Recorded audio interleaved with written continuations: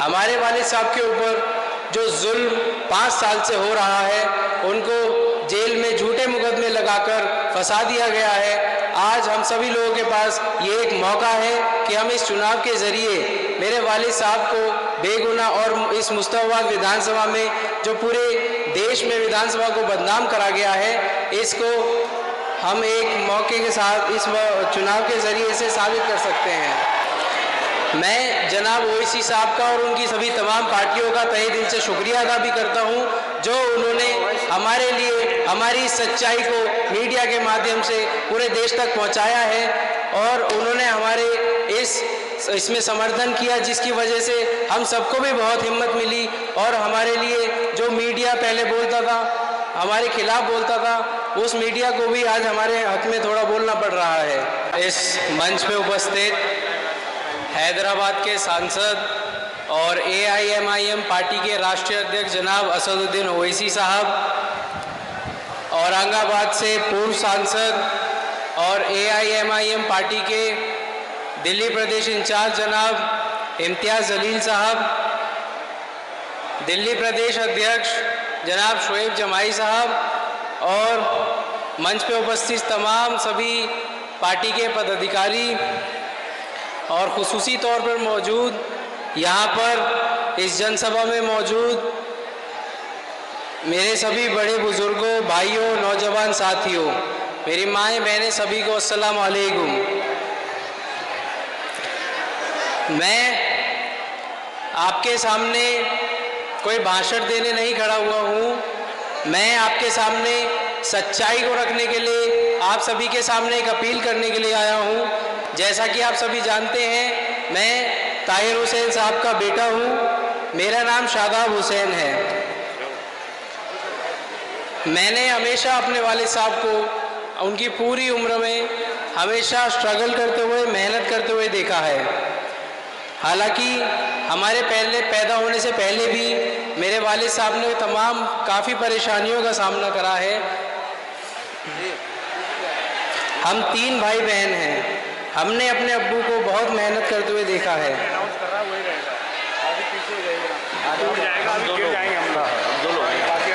मेरे अब्बू ने बहुत सारी परेशानियों का सामना करा है। जब मेरे अब्बू को जेल जाना पड़ा, तब मेरी उम्र महज 15 साल थी। मेरे अब्बू ने हम तीनों भाई बहनों को अच्छे महंगे स्कूल में पढ़ाया है और हर माँ बाप का अपना ख्वाब होता है कि अपने बच्चों को बेहतर से बेहतर परवरिश देना।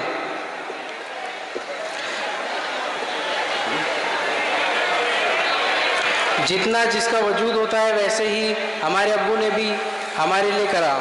मगर मैंने हमेशा वालिद साहब को देखा है कि वो अपने से ज़्यादा हमेशा दूसरों के लिए उनकी मदद करते थे, चाहे वो सामाजिक काम हो, चाहे वो न्यायिक काम हो या किसी भी हर तरीके की मदद करते थे। इसीलिए उन्होंने राजनीति को अपना ज़रिया बनाया और जनता की और ये जो सरकारी सुविधाएं सभी को सीधा जनता तक पहुंचाने का काम करा।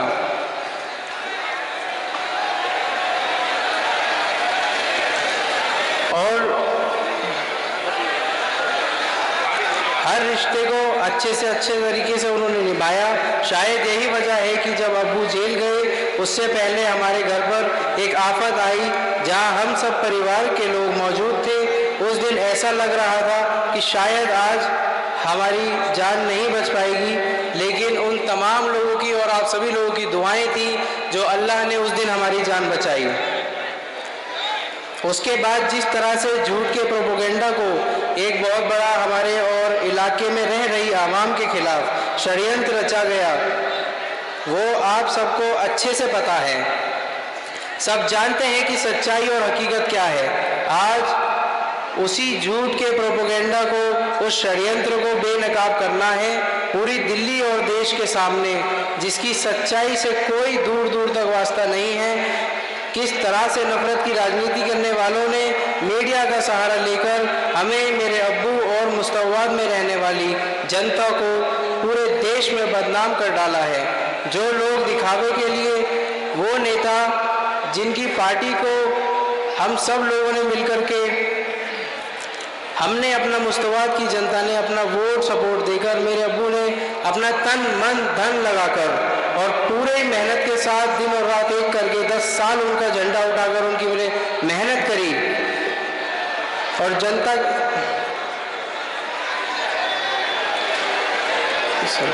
और उनकी सरकार भी बनी, उन्होंने भी हमारी और जनता की सुरक्षा को छोड़ो हमारी कोई मदद नहीं करी, बल्कि डबल सजा देने की बात कर जेल भेजने को कहा, जबकि मेरे अब्बू की मुस्तवाद की जनता की हकीकत सच्चाई वो फर्जी नेता मीडिया के माध्यम से पूरे देश के सामने रख सकते थे।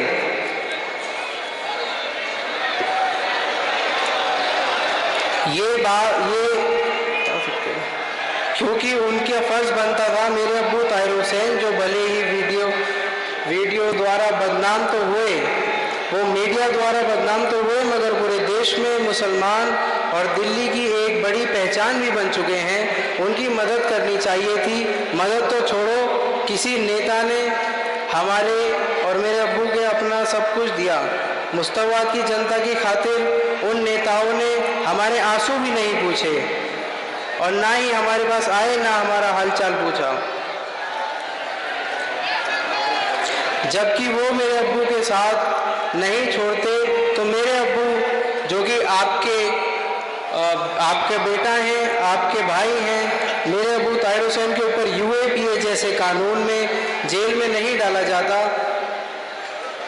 अगर मौजूदा दिल्ली सरकार दिल्ली पुलिस को परमिशन नहीं देती तो मेरे वालिद साहब के ऊपर UAPA जैसे कानून नहीं लगते। सच्चाई को एक मुद्दा तक तो दबाया जा सकता है, मगर उसे हराया नहीं जा सकता। आज हमारे आपके पास एक मौका है पूरी सच्चाई को दिल्ली और देश के बताने का, जो इस विधानसभा चुनाव के जरिए ही सब मिलकर झूठ के प्रोपेगेंडा, षड्यंत्र, मतलब परस्ती लोगों को बेनकाब कर सकते हैं। क्योंकि कानून की अदालत पर हमें पूरा यकीन तो है, लेकिन यहाँ मौजूदा सभी हमें देश की न्याय व्यवस्था पर पूरा भरोसा तो है, लेकिन कानून की अदालत के अलावा जनता की अदालत ही एक ऐसा जरिया है जहां हम सब अपनी बात रख सकते हैं लोकतांत्रिक तरीके से, जो कि चुनाव में वोट डालकर अपना पक्ष विपक्ष का फैसला कर सकते हैं।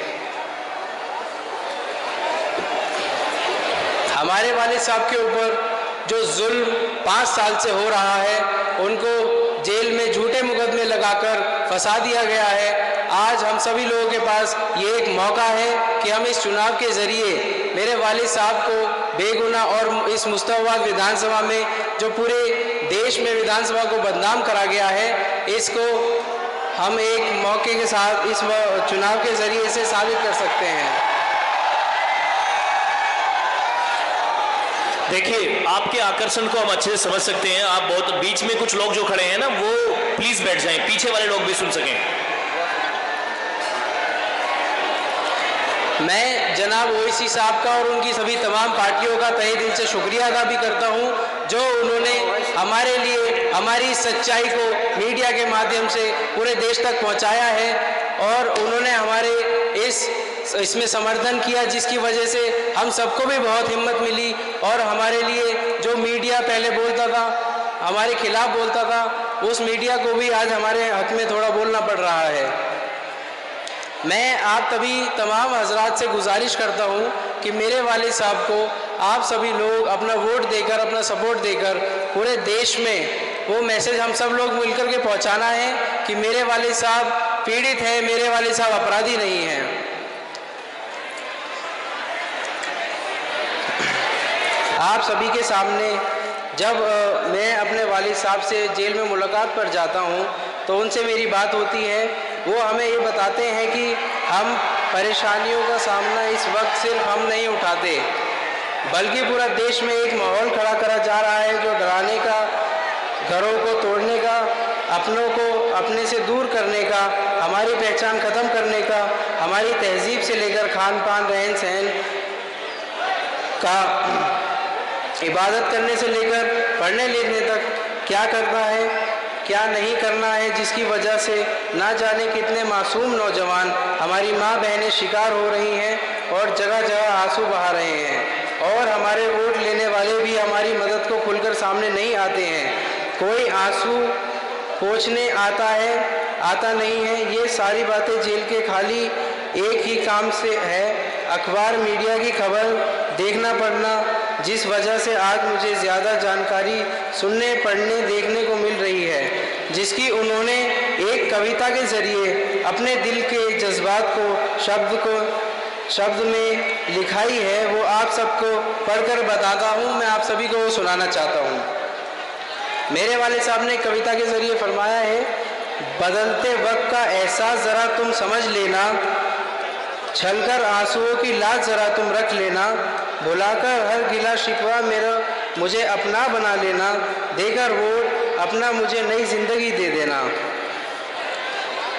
ताहिर कल भी तुम्हारा था, ताहिर आज भी तुम्हारा है, रखूंगा सर को ऊंचा मैं, तुम्हारा ये वादा मेरा है। हेलो,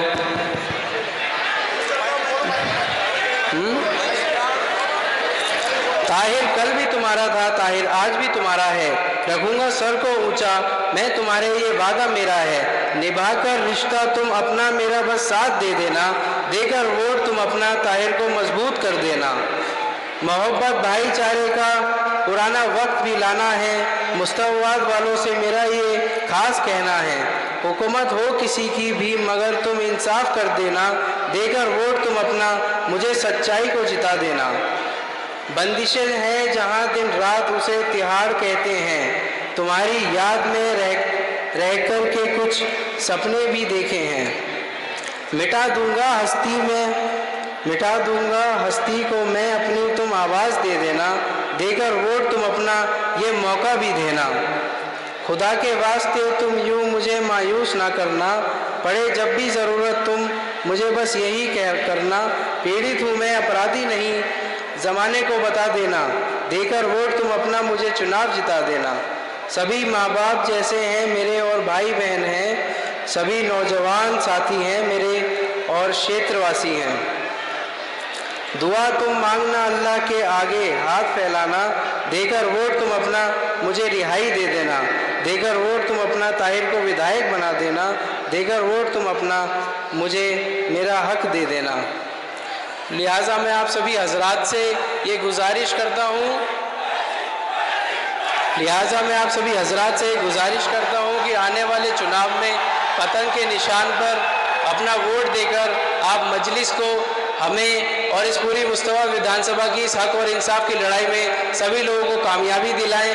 इन्हीं बातों के साथ मैं अपनी बात ख़त्म करता हूँ। आप सभी का बहुत बहुत शुक्रिया।